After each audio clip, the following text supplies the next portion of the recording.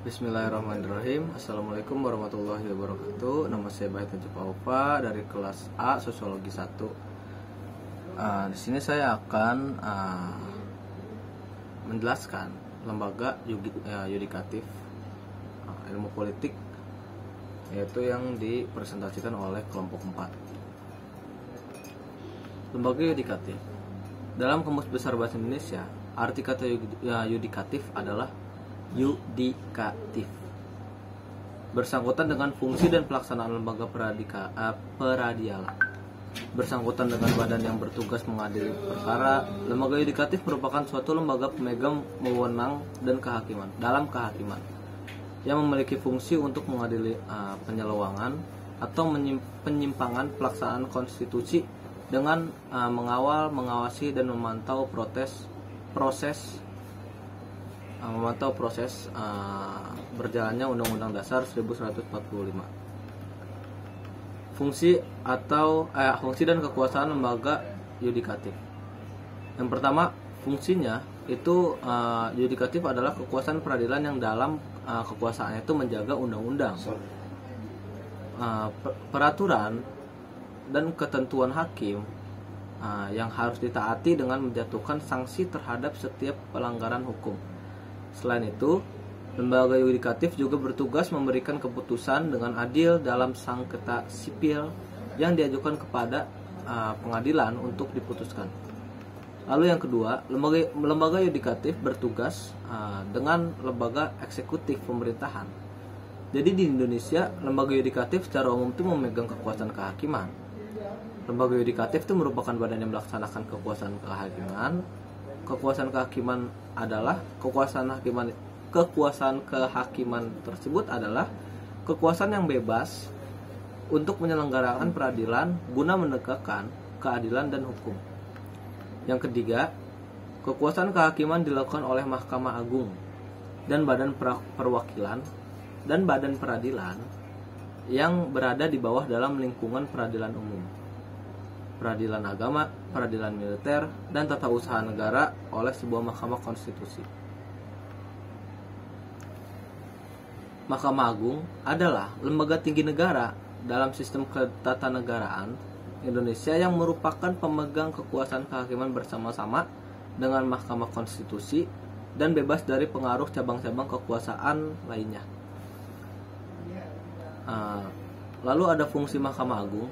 Yang pertama itu ada fungsi peradilan, lalu ada fungsi pengawasan, yaitu untuk mengatur juga, untuk menasehat, untuk sebagai penasehat, dan untuk administratif.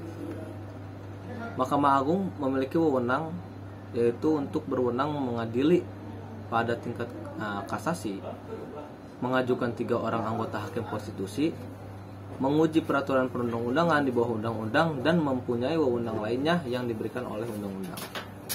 Dan yang terakhir, memberikan pertimbangan dalam hal presiden memberikan gerasi dan rehabilitasi. Mahkamah Konstitusi.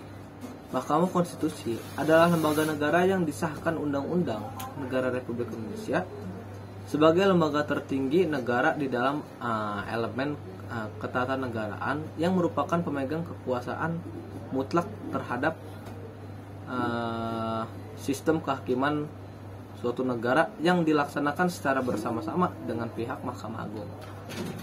Tugas dan wewenang dari Mahkamah Konstitusi yang pertama itu menguji undang-undang terhadap Undang-Undang RI tahun 1945, memutuskan sengketa kewenangan lembaga negara yang kewenangannya diberikan oleh Undang-Undang Dasar Republik Indonesia tahun 1945. Yang ketiga, memutuskan pembubaran partai politik. Dan yang terakhir, memutuskan perselisihan tentang hasil pemilihan umum. Lalu ada komisi yudisial. Komisi yudisial adalah suatu lembaga yang dipisahkan sendiri dari lembaga lainnya. Komisi yudisial itu menjadi salah satu lembaga penting dalam menegakkan kekuasaan di Indonesia. Tujuan dari komisi yudisial ini, yang pertama, mendapatkan calon hakim agung. Yang kedua, mengupayakan peningkatan kapasitas dan kesejahteraan hakim. Yang ketiga, meningkatkan kepatuhan hakim terhadap kode etik dan pedoman perilaku hakim. Yang keempat, perwujudannya tuh kepercayaan publik terhadap hakim. Dan yang terakhir, meningkatkan kapasitas kelembagaan komisial yudisial yang bersih dan bebas KKN. Tugas dari komisi yudisial, yang pertama itu melakukan pendaftaran calon hakim agung. Yang kedua, melaksanakan seleksi terhadap calon hakim agung. Yang ketiga, menetapkan calon hakim agung. Yang keempat, mengajukan calon hakim agung. Wewenangnya mengusulkan pengangkatan hakim agung dan hakim AD Hoe di dalam Mahkamah Agung kepada DPR untuk mendapatkan persetujuan. Yang kedua, menjaga dan menegakkan kehormatan, keluhuran, martabat serta perilaku hakim. Yang ketiga, menetapkan kode etik dan pedoman perilaku hakim bersama-sama dengan Mahkamah Agung. Yang keempat, menjaga dan menegakkan pelaksanaan KEPPH. Hubungan lembaga yudikatif dengan sosiologi. Nah, hubungan sosiologi dengan lembaga yudikatif itu terdapat dalam sosiologi hukum. Jadi, sosiologi memiliki hubungan-hubungan yudikatif bagian dari hukum sendiri. Sosiologi hukum adalah cabang dari sosiologi itu sendiri. Ditambah yudikatif adalah salah satu dari struktur institusi penegak hukum seperti kepolisian, kejaksaan, dan pengadilan.